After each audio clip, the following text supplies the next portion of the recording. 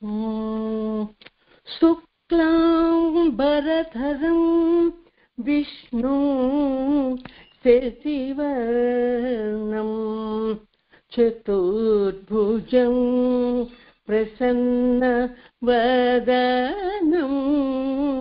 ध्यायेत् सर्वविघ्नोपशान्तये अगजानन पद्मार्कं गजाननमहर्निशम् अनेकदं तं भक्तानां एकदन्त उपास्महे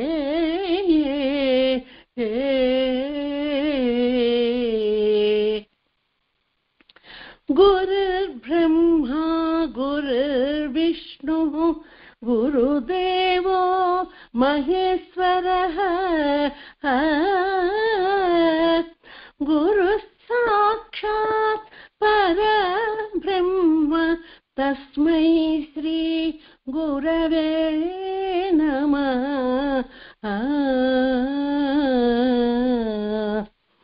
अखण्डमण्डलाकारं व्याप्तं येन चराचरं तत्पदं दर्शितं येन तस्मै श्री गुरवे नमः।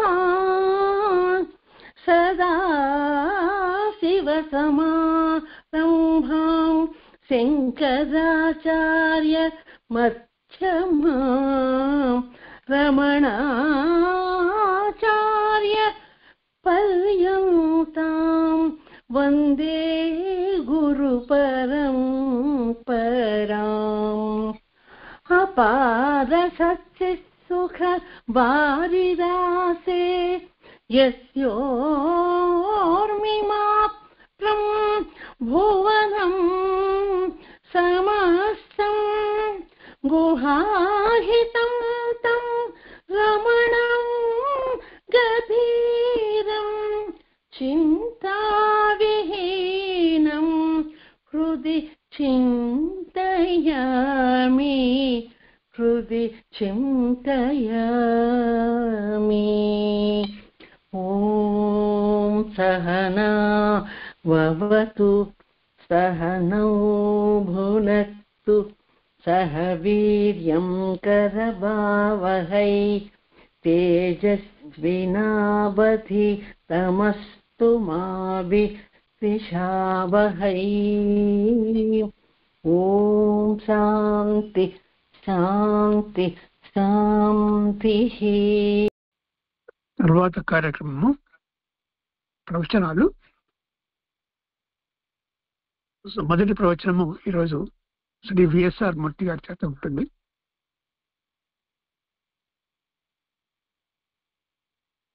భగవాన్ సత్యసాయి బాబా వారి చేత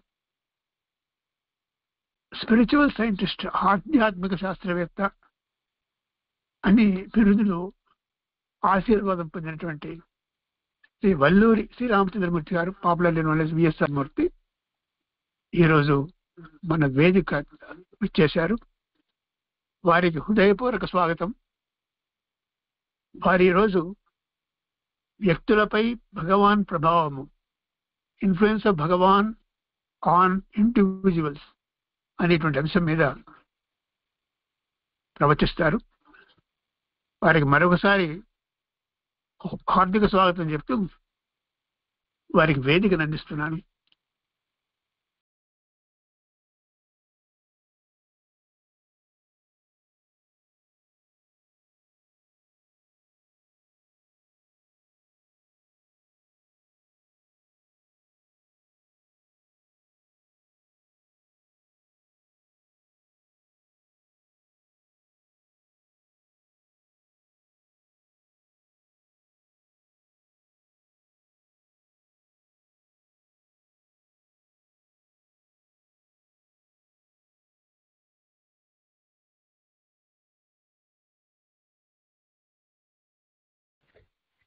नीलारविंद सुहृदा सदृशं प्रसादे तुल्यं तथा महसि స్తోయజ బాంధవేన బ్రాహ్మణ్యం స్థితోతు పితరం వటమూలవాసం సంస్మరయంతమచలం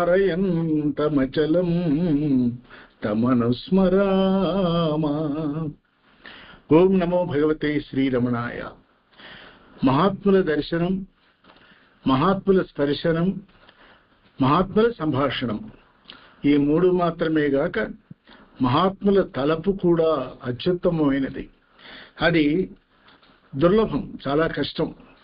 వారితో మాట్లాడటం అనేది జరుగుతుందో జరగదో, వారిని తాకవచ్చునో లేదో, అసలు వారితో మాట్లాడగలమో లేదో, వారిని గురించి తలపైన తలపగలమో లేదో మనకు తెలియదు. నిత్య స్పృహణీయమైనటువంటి ఈ భావనలన్నీ, ఈ అనుభవాలన్నీ కలగాలి అంటే గురువు యొక్క అనుగ్రహం తప్ప మరొకటి కాదు. మన తపన, మన ఆర్తి, మన వేదన, సంవేదన, నివేదన ఒక ఎత్తు అయితే గురువు అనుగ్రహం మరొక ఎత్తు. ఎలాగైతే స్వామి మనతో మాట్లాడాలి, భగవాన్ మనతో మాట్లాడాలని అనుకుంటామో, గురువు కూడా ఉత్తమ సాధకుడు మనతో మాట్లాడితే బాగుండు అని కూడా అనుకుంటాడు. అనుకుని ఆయన తలపులలో మనం ఉండిపోతాం. ఉన్నప్పుడు, కనపడినప్పుడు, వారి ఆలోచనలో మనం నిలకడ చెందినప్పుడు, సాలోక్య సామీప్య సాన్నిధ్యాలు పొందినప్పుడు, ఒక్కసారి స్పర్శ దొరికితే చాలు. స్పర్శ అంటే అది కింపురుష లోకము అని అర్థం.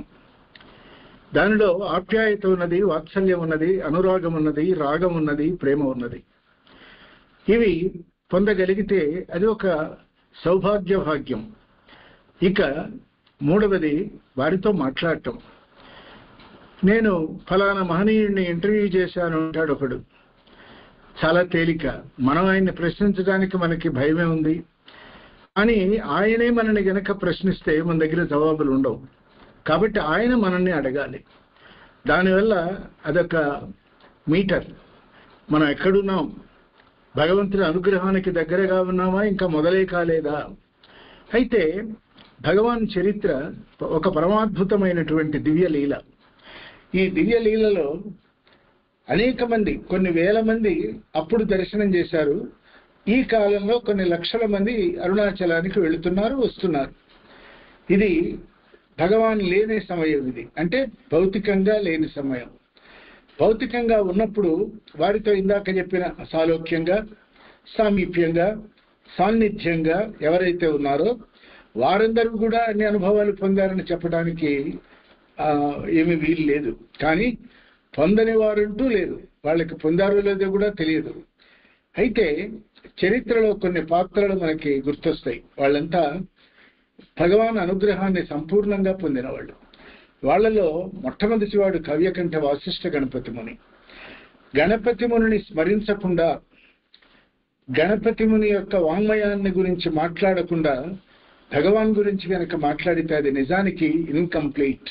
ఎందుకంటే భగవాన్ ఎవరో తెలియనటువంటి ఒక కావ్యకంఠ గణపతి ముని వేలూరు నుంచి అరుణాచలానికి చేరుకున్నప్పుడు ఆయన బ్రాహ్మణ బాలకుడు, మౌనస్వామి. హంఫ్రీస్ చెప్పిన కారణంగా నువ్వు వెళ్ళవయ్యా, వెళ్ళి దర్శనం చేసుకో, నీకు ఇంకా సందేహాలు ఉంటావని పోతాయన్నప్పుడు ఆయన అరుణాచలానికి చేరుకున్నప్పుడు భగవాన్ దర్శనం చేసినప్పుడు భగవాన్ ఆయనతో ఏం మాట్లాడలే. కానీ వీరు ఏమడిగారంటే, అయ్యా వేదాంగాలు పుక్కిట పెట్టాను, వాంగ్మయం నా వెనక పరిగెత్తుకొని వస్తుంది, సంస్కృత భాష అనర్గళంగా నేను మాట్లాడగలను, పైగా గంభీర ఉపన్యాసాలతో దైవభక్తిని, దేశభక్తిని ప్రజలలో ఒక చైతన్య ప్రవాహంగా సాగించగలిగాను, అనేక గ్రంథాలు చదివాను, రాశాను, స్తుతులు, నుతులు, గీతాలు కూడా రాశాను. కానీ నాకు చిత్తశాంతి లేదు. దీనికి కారణం ఏమిటి అని భగవాన్ని ప్రశ్నించారు ఆయన. అవును, మీరు నువ్వెవరో తెలుసుకొని ఎప్పుడు అంటుంటారని విన్నాను నేను, అంటే ఏమిటి అని అడిగారు ఆయన. భగవాన్ అనేక సంవత్సరాలు మౌనం ముద్రలో ఉన్న కారణంగా, కంఠనాళాలన్నీ బిగుసుకుపోయిన కారణంగా కావ్యకంఠలతో మాట్లాడటానికి ఒక తీవ్ర ప్రయత్నం చేసి వారితో ఒక మాట అన్నారు. ఏ నేనుగా నీవు కనపడుతున్నావో ఆ నేనుని దాటి దాటి వెళ్ళి ఇదే నేను అన్న ఒక భావనలో గనక నిలకడ చెందితే దాని పేరు తపస్సు. మరి చాలా సంతోషం, నా తపస్సు ఫలించింది అని నాకు ఎట్లా గుర్తెట్లా అది కూడా చెప్పమని అడిగారు గణపతి ముని. ఏమీ లేదు, తపస్సు ప్రారంభించిన క్షణం నుంచి కొంతసేపు సాగేదాకా నువ్వు ఈ ప్రపంచంలోనే ఉంటావు. కానీ ఎప్పుడైతే సమస్త ప్రపంచము నీ యందు ప్రవేశిస్తుందో ఆ క్షణాను నీ తపస్సు పూర్ణమైనట్లు, నీవు తపస్వివైనట్లు. అంటే నీ నా అనేటువంటి తరతమ భేదం లేకుండా శుద్ధ చైతన్యంలో నీ మనస్సు నిలకడి చెందినప్పుడు మిగతావన్నీ కూడా కాలంతో పాటు నడిపిస్తూ వెళతాయి. ఇది ఇంతే, అంతేనా అని ఒక చిన్న ప్రశ్న వేసినప్పుడు ముందంతా ఉండేది తమస్సు, అది జారిపోతే దాని పేరు తపస్సు అని ముగించారు.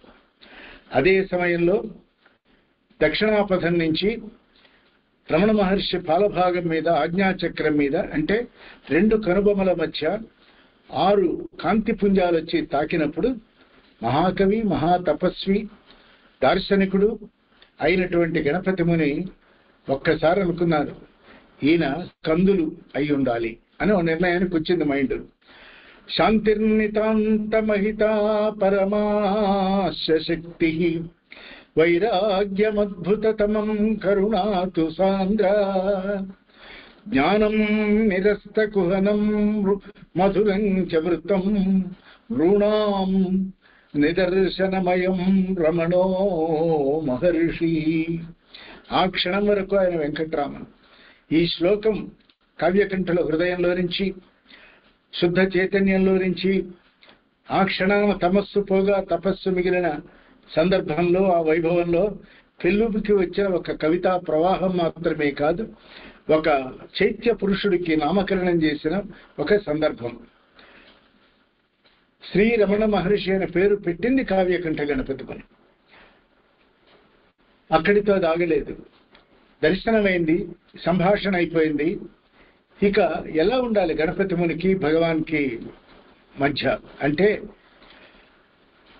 అసామాన్యమైనటువంటి ఒక వ్యక్తి, ఒక అవతారమూర్తి, ఒక చైత్య పురుషుడు. తన స్థాయిలో, తన స్థితిలో తాను ఎప్పుడూ నిలకడి చెందే ఉంటాడు. ప్రాపంచికమైనటువంటి ఎన్ని కార్యక్రమాలలో మనస్సు నిమగ్నమై ఉన్నా మనోతీతమైన భావనా స్థితిలో తమ యందు తాము సంచారం చేస్తారు. ఆ సంచారంలో నుంచి వచ్చిన పాటే అప్పడపు పాట. గణపతి ముని తర్వాత భగవాన్తో పెనవేసుకొని అనేకమైనటువంటి పరిష్కారాలు పొంది, ప్రశ్నలు వేసి, అంటే ఉపనిషత్తులు మనకిచ్చిన హక్కు అది, ప్రశ్న వేయాలి, జ్ఞాని సమాధానం చెప్పాలి, అది ఆయన బాధ్యత. ఈ రెండింటినీ నెరవేరుస్తూ గణపతి ముని అనేకమైనటువంటి కార్యకలాపాల వల్ల అరుణాచలాన్ని దాటి బయటకు వెళ్ళినప్పుడు ఆయన మనస్సు తహతహలాడింది. భగవాన్ నుంచి దూరం అయిపోయినట్లు మనస్సు యాతన పడింది. భగవాన్కి ఉత్తరాలు రాసేవారు. ఎంత బాగా రాసేవారంటే ఆ ఉత్తరాల నిండా ఒక తపన, ఒక ఆర్తి, ఒక ఆర్ద్రత, ఒక ప్రేమ భగవాన్ పట్ల. ఆ ఉత్తరాలని కూడా నిక్షిప్తమైన దే ఆర్ ఆన్ రికార్డ్. సరే, అది ఒక పార్శ్వం. రెండవది, ఎంత భగవాన్ ఆవరణలో ఉన్న కావ్యకంఠులు స్వయం సిద్ధులు. అంటే ఆయనకు వచ్చిన సిద్ధి వాంగ్మయ సిద్ధి. ఆ వాంగ్మయ సిద్ధి బలీయమైనటువంటి ఒక అంగం అయిపోయింది ఆయనకి. కనుక అప్పుడప్పుడు భగవాన్ ఏమని ప్రశ్నించేవారంటే, ఒక్క ప్రశ్న, భగవాన్ అనేకమైనటువంటి కొండలు, అనేకమైన చల్లని ప్రదేశాలు ఉన్నాయి కదా భారతదేశంలో, దక్షిణాపథంలో కూడా ఉన్నాయి కదా, మీరు ఇంత అంగారకంగా ఉండేటువంటి, అంటే మార్స్ చాలా వేడిగా ఉండేటువంటి అరుణాచలాన్ని ఎందుకు ఎన్నుకున్నారు అని అడిగారు. దానికి వారు సమాధానం ఏమిచ్చారంటే, నేను ఎన్నుకున్నానా, ఎంచుకోగలనా, ఏదో ఒక శక్తి నన్ను అక్కడి నుంచి ఇక్కడికి లాక్కొచ్చిందప్ప. పైకి తీసుకెళ్ళింది, కిందకి దింపింది, పాతాళంలో కూర్చోబెట్టింది. నా ప్రమేయం లేకుండా నా జీవితంలో ఇవన్నీ జరిగిపోయినాయి అని అంటే, అదే అంటున్నాను, అరుణాచలానికి ఏదైనా ప్రశస్తి ఉన్నదా అని ఎందుకు లేదు? ఎంతో మంది ఇక్కడికి వచ్చి చేసుకొని ఇక్కడ అరుణ ప్రభావం పొందుకొని ముక్తులైన వాళ్ళు ఉన్నారు. అది పక్కనే ఒక కవర్ ఉంటే, ఎవరో ఉత్తరానికి ఒక కవర్ ఉంది. ఆ కవర్ ని నెమ్మదిగా చింపి ఎక్స్పాండ్ చేసి పక్కనే ఒక పెట్టి ఉంటే అరుణాచలం బొమ్మ గీశారు భగవాన్. గీసి దాన్ని వదిలిపెట్టలా, కింద రాశారు, స్మరణ మాత్రములనే పరముక్తి ఫలద కరుణామృత జలధి అరుణాచలమిది అని రాశారు. అప్పుడు గణపతి ముని అడిగినటువంటి ఆశ్చర్యపడ్డది ఏమిటంటే, మీకు తెలుగు వచ్చును, ఇంత బాగా వచ్చునా, నాకు తెలియదే అని అనుకున్నారు. భగవాన్ అప్పుడు అన్నారు, మీరు అనుకున్నది నాకు తెలిసినది భిన్నం కావచ్చు కదా, తెలిసేదాకా రెండుగా ఉంటాయి, తెలిసిన తర్వాత అంతా ఒకటే. మరి ఆ పరముక్తి అంటే it is an eternal liberation. అది అరుణాచల శివ. నిజానికి శివ కూడా అనక్కర్ల, అరుణాచల అనేటువంటిది పంచాక్షరి. కాబట్టి అటువంటి అద్భుతమైనటువంటి ఒక బొమ్మని లైన్ డ్రాయింగ్ని, దాని కింద ఈ శ్లోకాన్ని ఈ లోకానికి అందించడానికి కారణము ప్రేరణము అయిందంటే మళ్ళీ కావ్యకంఠ గణపతి ముని. ఇక ఆ తర్వాత మళ్ళీ జీవుడికి ప్రారంభం తప్పదు కదా.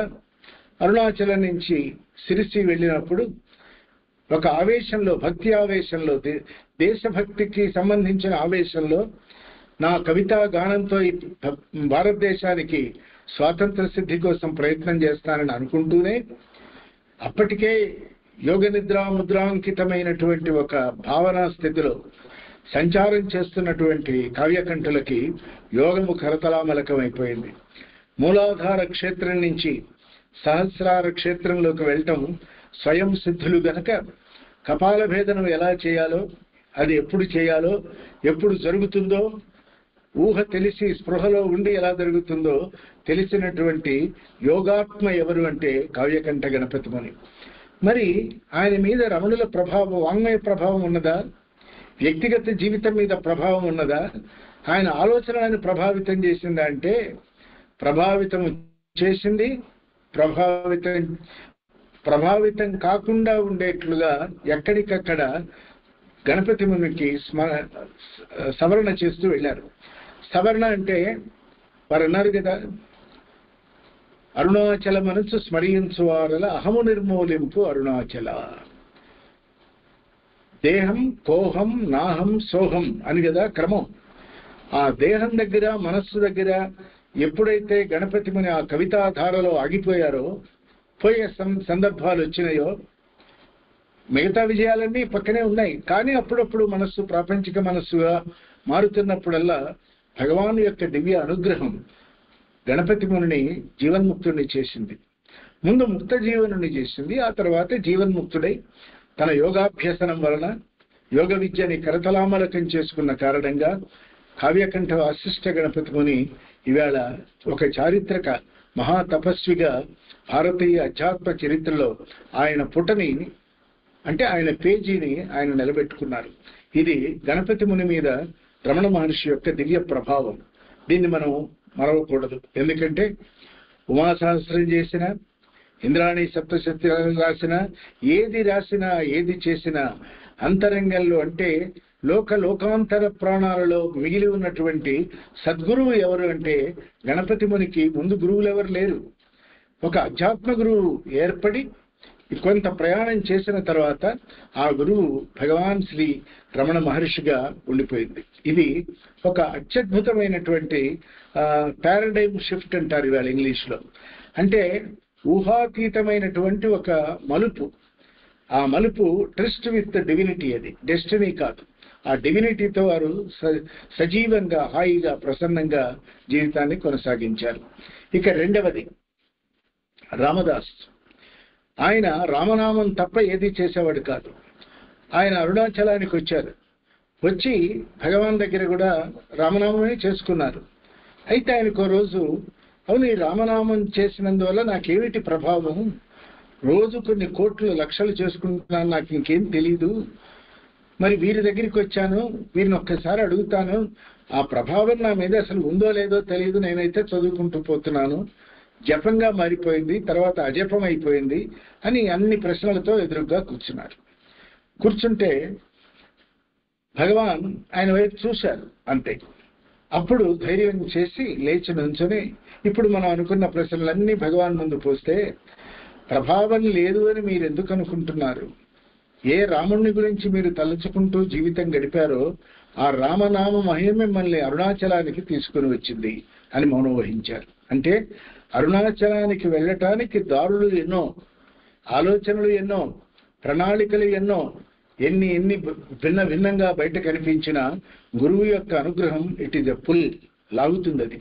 అందుకే భగవాన్ మనబోటి వారందరికీ కూడా చెప్పారు, ఎట్లా ఉంటుంది అంటే ఒక జ్ఞాని యొక్క ఆలోచన, జ్ఞాని ఒక పులి అనుకున్నట్లయితే, పులి నోట ఒక మాంసపు కండ గనక పడ్డట్లయితే అది జీర్ణమయ్యేదాకా పులి ఎట్లా వదిలిపెట్టదో, ఒక గురువు యొక్క ఆవరణంలోకి వెళ్ళినప్పుడు ఆ మనస్సు గురువు యొక్క మనస్సుతో లీనమైపోతుంది.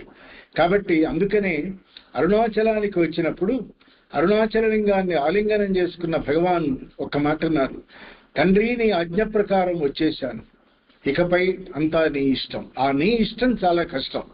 ఎందుకంటే మనం సరెండర్ అయిపోయాం, శరణాగతి పొందాం, చాలా సాధించాం అనుకుంటాం. మన చేతిలోనే తాడుంది, మేకమెళ్ళలో తాడు అక్కడ ఉంది, మనం కునుకు తీసిన ఆ తాడు మన చేతిలోనే ఉన్నందువలన ఆ మేక తప్పించుకోలేదని ఒక పామరుడికి ఎట్లా తెలుసో, అన్నీ తెలుసు అనుకున్న మనం కూడా మనల్ని మనం మోసం చేసుకుంటాం. శరణాగతి చెందామంటాం, చెందము. ప్రపంచానికి మనస్సుని ఇచ్చి ఉంచుతాం. అప్పుడప్పుడు భగవాన్ వైపు చూస్తాం, అప్పుడప్పుడు భగవాన్ ఏం చెప్పారు, ఆహా బాగా చెప్పారు అనుకుంటాం. అది ఒక రకమైనటువంటి ప్రభావం. కాబట్టి రామదాసు అలా అయినాడు. తర్వాత మౌనస్వామి ఆంధ్రుడు. ఆయన పేరు మౌనస్వామి కాదు, ఆయన తెనాలి ప్రాంతంలో, బాపట్ల ప్రాంతంలో తిరిగినటువంటి ఒక అవధూత. అయితే ఆయన కాలజ్ఞాని. కాలజ్ఞానం ఏముంది, రేపేం జరుగుతుందో చెప్పగలం, ప్రయోజనం ఏమైనా ఉందా, దాన్ని ఆపగలమా అంటే ఆపలేము. కాదు ఇంతకంటే బాగా చేద్దామా అంటే మనం చెయ్యలేము. మరి ఆ కాలజ్ఞానం, కాలం తెలిసి ఏం ప్రయోజనం? కాలానికి అనుగుణంగా కోకరెంట్గా మన జీవితాన్ని మనం సాగించాలి గనక మౌనస్వామికి కూడా అరుణాచలానికి వెళ్ళేదాకా ఆ పేరు అది కాదు. అక్కడికి వెళ్ళాక అనుకున్నాడు, ఏమిటి మాటలు, ఎన్నిసార్లు చెప్పను, ఎంతమందికి చెప్పను, ఇది ఆగదా, ఇది నాకు ఒక ప్రారంభమా అనుకున్నటువంటి వాడు అరుణాచలానికి వెళ్ళి భగవాన్ దర్శనం తర్వాత నేను మౌనంలోకి వెళ్ళిపోతాను. Because silence is ఎలక్వెన్స్. అది ఒక అమృత భాష, దానికి లిపి లేదు, దానికి ఏ రకమైనటువంటిది లేదు. మరి ఏమున్నది అంటే మాటలు మలగుతాయి, మౌనం వెలుగుతుంది. మలగటం అంటే ఆరిపోవటం. మాట ఆగితే తప్ప మౌనం అంత తేలికగా వెలగదు. ఒకవేళ వెలిగినా అది కాష్ట మౌనంగా, తర్వాత వాచా మౌనంగా, ఏదో గురువారం నాడు మాట్లాడను, మంగళవారం అసలు ఎవరితో పలకరించను, నేను పలకరించను, పలక మీద రాస్తాను, ఇట్లా కాదు కదా. అసలు మాటే లేని ఒకానొక స్థితికి వెళ్ళగలగాలి. అది నిజానికి మాటలు మలిగినప్పుడు మనస్సు లీనమవుతుంది, మనస్సు లీనమైనప్పుడు మనస్సు లయమవుతుంది, ఆ తర్వాతే మనోనాశనం అవుతుంది. భగవాన్ లీనము, దాని యందు కూడి ఉండటం, దానితో లయించటం, కడగా మన మనస్సు నశించిపోవాలి. మరి మనస్సు నశించిన తర్వాత మానవుడికి మనుగడ లేదే అంటే అసలు జీవితం అంతా మనస్సు నశించిన తర్వాతే. మిగతాదంతా ప్రపంచం చెప్పినట్లు మనం చెప్పినట్లు ప్రపంచం నడుస్తుంది. ఇది ద్వంద్వాతీతం కాదు, ద్వంద్వంలో మాత్రమే ఉంటుంది. కనుక ఆ తీవ్ర ప్రభావాన్ని పొందినటువంటి వారు మౌనస్వామి. ఆ మౌనస్వామి కుర్తాళంలో పీఠం పెట్టి, కుర్తాళ పీఠాధిపతి అయి సిద్ధేశ్వర స్వామి, ఈవేళ సిద్ధేశ్వరానంద భారతి, ఇట్లా వరుసగా చాలా మంది అక్కడ కూడా గురు పరంపర ఏర్పడింది. ఆ పరంపరానుగతమైనటువంటి ఒక స్థాయిని, ఒక స్థితిని కల్పించినటువంటి వారు భగవాన్ శ్రీ రమణ మహర్షి. అది ఒక అత్యద్భుతమైనటువంటి ఒక ప్రభావం. అలాగే సంఘ సంస్కర్త, సంస్కరణవాది నిజానికి హేతువాది అయినటువంటి నారాయణ గురు దేవుడిని నమ్మలేదు. మానవుడిని మించిన వాడు మరొకడు లేడని గట్టిగా నమ్మినవాడు, సమాజాన్ని ఆరోగ్యవంతంగా నడిపినవాడు, అనేక ఆలోచనలు పంచినవాడు, సంస్కర్త. తర్వాత అన్నింటికంటే కూడా ఎవరి యందు ద్వేషం లేనటువంటి తన భావాలు. కానీ ఆయనకు రోజున ఒక కోరిక కలిగింది, భగవాన్ని చూసి రావాలి. ఎవరు ఈ రమణ మహర్షి అంటూ వెళ్ళారు. 5 రోజులు అరుణాచలంలో ఉన్నారు. భగవాన్ ఉలకలేదు, పలకలేదు. మరి అప్పటికే నారాయణ గురు చాలా ప్రసిద్ధుడు. ఆయనతో పాటు 40 మంది శిష్యులు వచ్చారు. వాళ్ళు ఏమన్నారంటే, ఆయన ఏం మాట్లాడటం లేదు కదా, మన దారిని మనం ఇంటికి వెళ్ళిపోదాం, వాకిట్లోకి వచ్చినా పలకరించటం లేదు ఆయన అని అంటే, ఆయన ఒక్క మాట చెప్పారు, ఆయన పలకరించాలి, మాట్లాడాలని నేను అనుకోలేదు, వారిని చూడాలి అనుకున్నాను, చూశాను అని ఒక 5 శ్లోకాలు రాసి అక్కడ కాగితం పెట్టి వెళ్ళిపోయారు. అప్పటికీ భగవాన్ మాట్లాడలేదు. కొద్ది రోజులు అయిపోయిన తర్వాత కుంజస్వామిని పిలిచి కుంకుమ, విభూతి 2 పొట్లాలు చేతికిచ్చి ఇది నారాయణ గురికి ఇచ్చిరమని పంపించారు. కుంజస్వామి వెళ్ళాడు. వెళితే ఆయన మరణశయ్య మీద ఉన్నారు. ఆయనకి ఎలా తెలిసింది కుంజస్వామి వస్తాడని? అంటే అప్పటికి తనకున్నటువంటి మానవీయ భావాలని దాటి మహనీయమూర్తిగా తనలో వెలుగుని తాను చూసుకోవటం మొదలుపెట్టారు. అప్పుడు ఒక్క మాట అన్నారు, భగవంతుడు నా కోసం ఈ ప్రసాదం పంపారా అని కుంకుమని, విభూతిని తీసుకున్నారు. ఆ తర్వాత కొద్ది రోజులకే వారు దేహం చాలించారు. అంటే గురువు అనుగ్రహానికి పారామీటర్స్ లేవు. అది ఇట్లా జరిగితే ఉన్నట్లు, అట్లా జరగకపోతే లేనట్లు కాదు. గురువు అనుగ్రహం ఎప్పుడూ ఒక్కలాగానే ఉంటుంది. భగవాన్ కేవల గురువు కాదు, ఆయన సద్గురు రమణులు ఆయన. కాబట్టి ఒక్కసారి వచ్చిన అంటే నారాయణ గురికి మాటలతో పనిలేదు, ఆయన చేతలవాడు. కాబట్టి ఆయనతో భగవాన్ మాట్లాడించి వృధా చేయదలుచుకోలేదు. లేదు, నీ మార్గం మార్చుకో, ఇగో ఈ మంత్రం చదువుకో, ఇంకా బాగా పైకు, ఇవేమీ చెప్పలేదు. భగవాన్ జీవితంలో ఏ ఒక్క వ్యక్తిని కూడా మభ్యపెట్టలేదు, ఏ ఒక్క వ్యక్తి యొక్క అభిప్రాయాన్ని ఖండించలేదు. ఎక్కడైనా చెప్పాలి అనుకుంటే 2 మాటలు చెప్పేవారు, దాంతో ప్రభావితం అయ్యేవారు. ఈ వ్యక్తుల పేర్లు వీళ్ళని ఎందుకు చెప్తున్నామంటే, వీళ్ళంతా ఐడెంటిఫై అవుతారు. మనం కూడా ప్రభావితం అయినాం, కానీ అవన్నీ ఇప్పుడు మనం చెప్పకూడదు. మనం దేహం సాలించిన తర్వాత లోకం చెప్పుకుంటుంది, దాని కాలానికి వదిలేస్తాం. ఇదొకటి. భగవాన్ మహర్షి దగ్గరికి రాధాకృష్ణన్ వచ్చారు. 4 రోజులు కూర్చున్నాడు. కూర్చున్న తర్వాత 4వ రోజు ఆయన కూడా భగవాన్ మాట్లాడాలని అనుకోలేదు. వచ్చారు, దండం పెట్టి, సర్వేపల్లి రాధాకృష్ణన్ గారు కూర్చొని 4 రోజులు అయిపోయింది. ఆయన దండం పెట్టుకుని వెళ్ళిపోయారు. గేటు దాటుతున్నారు. అప్పుడే అతను ఒక ప్రశ్న వేశారు. ఏమిటి ఆ ప్రశ్న అంటే, భగవాన్ అసలు మాయ అంటే ఏమిటి, అది కొద్దిగా మాకు చెప్పండి అని. మాయ అంటే ఏం లేదప్ప, ఇప్పటిదాకా అందరు ఇక్కడ ఉన్నారు, అరుగో వారు వచ్చి వెళ్ళిపోతున్నారే, ఇక్కడ అన్ని వదిలిపెట్టి వారు వెనక వెళ్ళారే, దాని పేరే మాయ అన్నాడు. అంటే మనకి సంపద, పదవి, హోదా, ప్రపంచంలో పాపులారిటీ, ఇవన్నీ ఉన్నవాడి వెనక వెళతాం. మరి ఇవేమీ భగవాన్ కోరుకోలే, ప్రపంచం ఆయన కోరుకుంది, ఆయన ప్రపంచాన్ని కోరుకోనేలే. కాబట్టి ఇటువంటి మాయ, ఇటువంటి వాటిని ఆ రోజున బహుశా అక్కడ ఉన్నటువంటి ఒక 100 మంది మీద ఈ ఒక్క మాయ అనేటువంటి దాని మీద ప్రభావితం అయి ఉండాలి. అవకపోతే అది వాళ్ళ ప్రారంభం. కానీ భగవాన్ అట్లా ఇండైరెక్ట్ గా, అపరోక్షంగా ఒక అద్భుతమైనటువంటి ప్రభావాన్ని చూపించేవారు.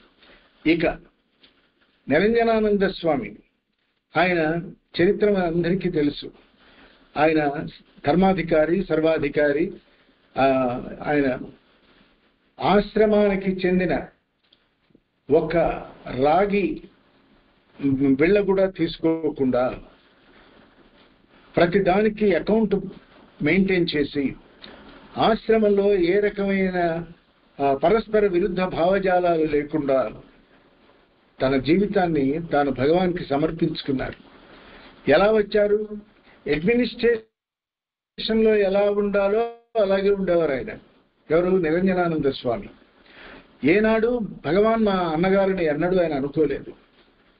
అనుకోకుండా ఆయన జీవితం సాగించాడు. ఇవన్నీ ఒక ఎత్తు అయితే తల్లి అళగమ్మ వచ్చింది భగవాన్ దగ్గరికి. ప్రభావం అంటే ఎట్లా ఉంటుందంటే ఆమె కన్నీరు మున్నీరైంది. 7-8 రోజులు భగవాన్ దగ్గర కూర్చుంది, ఏడుస్తున్నది. ఏమి మిగతా వాళ్ళందరికీ పెట్టినట్టు నీకు ముద్ద పెట్టలేనా? ఇల్లు వదిలిపెట్టి వచ్చావు, ఈ అరణ్యం ఏమిటి, కీకారణ్యం ఏమిటి, ఈ మనుషులు ఏమిటి, ఇదంతా ఏమిటి, పదా మనం వెనక్కి వెళ్ళిపోదాం అంటే ఉలకలేదు పలకలేదు. అప్పుడే భక్తులకి ఆమె మహర్షి తల్లి అని తెలిసి, భగవాన్ ఆమె రోధిస్తున్నది, మీరు ఏదైనా ఆమెకి సందేశం ఇవ్వండి, ఒకసారి మాట్లాడండి అంటే అప్పుడు పలక మీద రాశారు. ఏం రాశారంటే, కర్త జీవుడి ప్రారంధాన్ని బట్టి ఆడిస్తూ ఉంటాడు. మనం ఇది జరగాలి అనుకున్నప్పుడు అది జరగదు, జరగకూడదు అనుకున్నప్పుడు నువ్వు ఎంత నిరోధించినా అది జరగక మానదు. కనుక మౌనం వహించుటయే ఉత్తమము. ఇది మాతృ సందేశం, తల్లికి ఇచ్చిన సందేశం. అది ఈవేళ ఈ జగత్తులో ఉన్న 147 కోట్ల భారతీయులకి, ప్రపంచంలో ఉన్న ప్రతివాడికి అప్లై చేయవలసిన సందేశం. అప్పుడు మరి అళగమ్మ ఏం చేయాలి? ఆయన్ని తీసుకుని వెళ్ళటానికి వచ్చిన అళగమ్మ తల్లి ఆశ్రమంలో ఉండిపోయింది. అయితే అవి కొన్ని నియమాలు ఉండేవి. ఆ నియమాలలో ఒకటి ఏమిటంటే ఉల్లిపాయ తినకూడదు అని. ప్రభావం అంటే ఎలా ఉంటుందో చూడండి, చిన్నది కావచ్చు. ఎప్పుడైనా ఏదైనా ఉల్లిపాయతో చేస్తే ఆమె రోజు భోంచేసేది కాదు. సరే భగవాన్ మరి చెప్పాలి కదా, ఆమెను కాపాడుకోవాలి, అక్కడ ప్రభావం చూపించాలి. ఒకరోజు భగవాన్ స్వయంగా వంటశాలలోకి వెళ్ళి కూర్చొని ఒక చిన్న ఉల్లిపాయని చేతిలోకి తీసుకొని, ఓ ఉల్లిపాయ, నువ్వు మా అమ్మ మోక్షానికి వెళ్ళే దారిలో చాలా అడ్డంగా ఉన్నావు కదా, చూడు పైన ఎండిపోయినటువంటి నీ పైన ఉండేటువంటి ఆకులన్నీ తీసేస్తాం, తర్వాత చాలా దళసరి ఉంటాయి, ఆకులు ఉంటాయి, ఇంకాస్త వెళ్తే కొద్దిగా పల్చటి ఉంటాయి. వెళ్ళగా వెళ్ళగా ఆ ఉల్లిపాయ యొక్క సెంట్రల్ పాయింట్లో, కేంద్ర స్థానంలో లోపల ఉండే చిన్న పిందెలాగా ఉంటుంది. దానికి రంగు రుచి వాసన ఏముండదు, ఒక రంగు మాత్రం తెల్లగా ఉంటుంది. మరి దేహం కూడా అంతే కదా, ఎపికార్ప్ ఎండోకార్ప్ అని ఇట్లా ఉన్నాయి. పొరలు పొరలు పొరలు దాటగా స్థూల శరీరము, సూక్ష్మ శరీరము, కారణ శరీరము, మనసు, బుద్ధి, చిత్తము, అహంకారము ఇవన్నీ దాటిపోతే ఆత్మ ఉంటున్నది కదా. ఉల్లిపాయ లోపల ఉన్న ఆత్మ ఏ రకమైన వాసనారహితంగా ఉన్నది కదా. మనం లోపలికి వెళ్లకుండా పైపైన చూస్తే ఎట్లాగో ఉల్లిపాయ, మా అమ్మని ఈ భావం నుంచి నువ్వు రక్షించు అని పరోక్షంగా ప్రత్యక్షంగా ఆమె పక్కనే కూర్చొని ఈ మాటలు భగవాన్ చెప్పారు. ఇక ఆ తర్వాత ఆ డాగ్మా వదిలిపోయింది. ఆమెకు కూడా ఆ ఉల్లిపాయ వల్ల ఏదో అవుతుందని, అంటే అతి ప్రాథమిక స్థాయి నుంచి జితేంద్రియ స్థాయికి వెళ్ళిన జీవుడికి కూడా రమణల ప్రభావం ఉంటుంది. ఎట్లా ఉంటుందంటే, ఇవాళ మరణం అంటే మార్పే అని భగవద్గీతే చెప్పింది, అది కృష్ణ పరమాత్మ చెప్పాడు. మహర్షి దానిని నిజం చేశారు. He demonstrated. ఆయన అన్నారు, అరుణాచలానికి రాకముందు నాకు అనేక మరణానుభూతులు కలిగినాయి. మరణ అనుభవం కాదు అది, అందరూ మహర్షి అనుభూతి కలిగింది. అలాగే అరుణాచలం వచ్చిన తర్వాత కూడా బ్రాహ్మణ బాలకుడుగా, మౌనస్వామిగా అరుణాచల శిఖరం మీద పైన నేను తిరుగుతున్నప్పుడు ఇలాంటి సందర్భాలు చాలా ఏర్పడ్డాయి. కానీ ప్రపంచంలోకి వచ్చినప్పుడు కర్మ ప్రారంధాలు రెండు అనుభవించవలసి ఉన్నది గనక వాటిని జరగనివ్వండి, ఎలా జరుగుతాయో జరుగుతాయి, వాటితో మనకేమి పని అన్నారు. ఈ మనకేమి పని అన్నటువంటి వాళ్ళు ఇవాళ బయట పడరు, కానీ భగవాన్ ప్రభావానికి లోను కానివాడు లేడు. ఆ ప్రభావం ఎంత తీవ్రంగా ఉంటుందంటే, మరణానికి భయపడం, కష్టానికి భయపడం, సుఖానికి లొంగిపోం, కుంగేది లేదు, పొంగేది లేదు, లొంగేది లేదు, ఎక్కడా వంగేది లేదు. అంటే మనంగా నిలకడ చెందేటువంటి ఒక దివ్య భావన గరిమని అనుగ్రహించినటువంటి వారు భగవాన్ శ్రీ రమణ మహర్షి. ఉన్నాయి వాళ్ళందరూ ఎంపీ పండిట్ వచ్చేవాడు అరవిందాశ్రమం నుంచి. వచ్చినప్పుడు ఆయన ప్రభావం మళ్ళీ గణపతి ముని మీదే, ఎందుకంటే అందరికీ తెలుసు గనక. గణపతి ముని ఒకసారి అరవిందాశ్రమానికి వెళ్ళాడు. ది మదర్ ఉంది అప్పుడు ఆ టైంలో. ఆమె అన్నది, మన ఇద్దరం కూడా ధ్యానంలో కూర్చుందాము, ధ్యానం ఎంత వేగంగా జరుగుతుందో చూసుకోవాలని ఉన్నది అన్నది. అలాగే అన్నారు గణపతి ముని. గణపతి ముని ది మదర్ ఎదురెదురుగా కూర్చున్నారు. ధ్యాన స్థితిలోకి వెళ్ళాలి ఇద్దరు.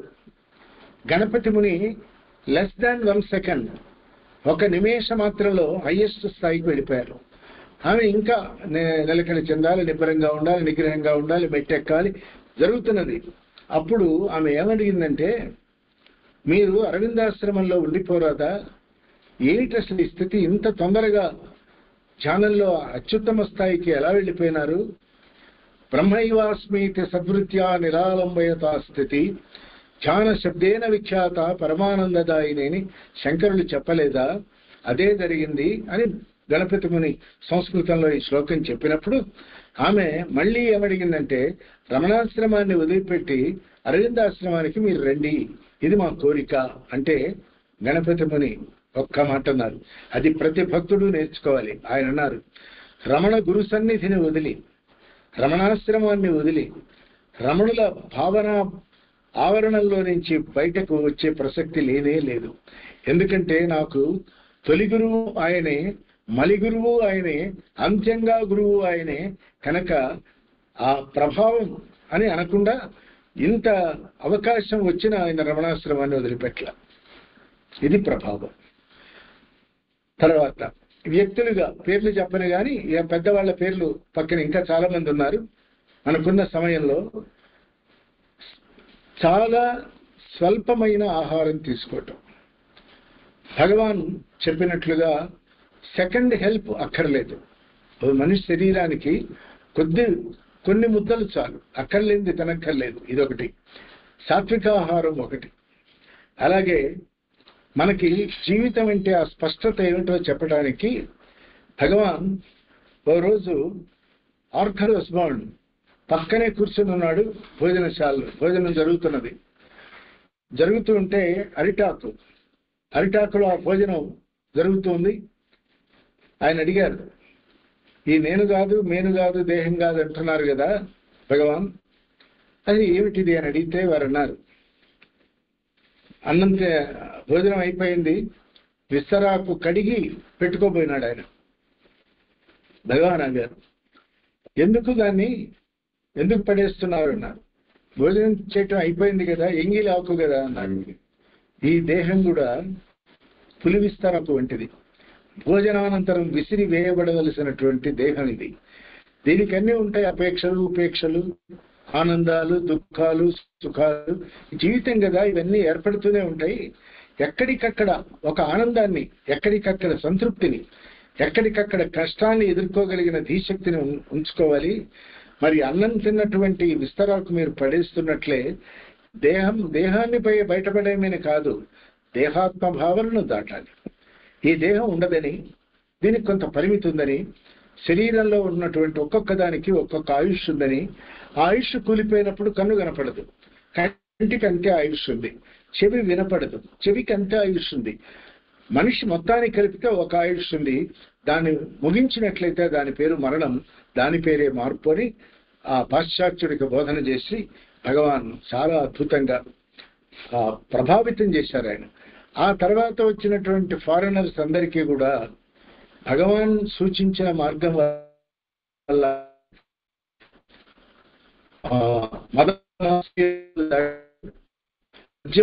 పెట్టారు. వచ్చిన దాన్ని తినటమే ఉంటున్నారు భగవాన్. దానికి మళ్ళీ మీకు కావలసిన రుచితో తింటున్నారే, ఇదంతా అవసరమా? ప్రపంచంలో ఎన్ని లేవు తినటానికి అంటూ ఒక యుక్తాహార విహారస్య, ఏం తినాలో, ఎంత తినాలో, ఎప్పుడు తినాలో అదే చెయ్యాలి. అది దేనికి తినాలో తెలిసి తినాలి, ఏది పెడితే తినేయకూడదు. అందువలన అధ్యాత్మ సాధనలో భోజనం అనేది చాలా ప్రధానమైనటువంటి అంశం. వీటన్నింటినీ కూడా ప్రపంచం మొత్తం మీద ఇవాళ చూడండి, ఈ ప్రభావం ఏమిటంటే మౌనం వహించటం, తృప్తిగా జీవించగలగటం. వీటన్నింటినీ కనుక గమనించినట్లయితే భగవాన్ ప్రభావం గురించి 30 నిమిషాల్లో 20 నిమిషాల్లో ముగించే వస్తువు కాదు ఇది. మళ్ళీ కలుసుకున్నప్పుడు మళ్ళీ అనేక విషయాలు మళ్ళీ మాట్లాడుకుందాం.